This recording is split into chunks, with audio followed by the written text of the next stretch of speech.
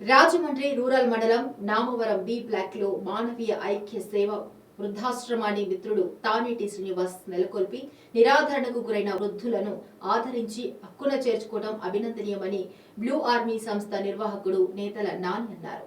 ఆశ్రమాన్ని సందర్శించిన ఆయన మాట్లాడుతూ మిత్రుడు తలుపుల కోరిక మేరకు ఈ ఆశ్రమాన్ని సందర్శించాక ఒక పక్క మరో పక్క ఆనందం కలుగుతున్నాయని అన్నారు. కనీ పెంచి ఆలన పాలన చూసి పిల్లలకు ఏమైనైతే తల్లడిల్లిపోయి తల్లిదండ్రులను నిర్దాక్షిణ్యంగా వదిలేయటం బాధ కలిగిస్తుందన్నారు.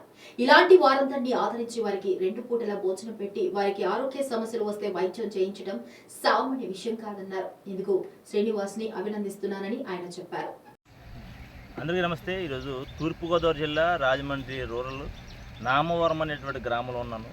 ఇక్కడ అన్న శ్రీనివాస్ అన్న ఒక ఆశ్రమాన్ని రన్ చేస్తున్నారని చెప్పి నాకు అత్యంత సన్నిహితుడు నా మిత్రుడు అన్న తలుపులు గారి పిలుపు మేరకు ఈరోజు ఇక్కడికి రావడం జరిగింది. నేను వచ్చిన తర్వాత మాలవిక ఐక్య సేవ వృద్ధాశ్రమం అని చెప్పి ఒక ఆశ్రమాన్ని నేను విజిట్ చేయడం జరిగింది. ఇక్కడ మనసు చాలా వేదన కలిగించి చాలా భారంతో మాట్లాడుతున్నాను నేను ఈ మాటలు. ఎందుకంటే మనకు జన్మనిచ్చినటువంటి తల్లిదండ్రులు, భూమి మీదకి మనం రావడానికి కారణమైనటువంటి తల్లిదండ్రులు,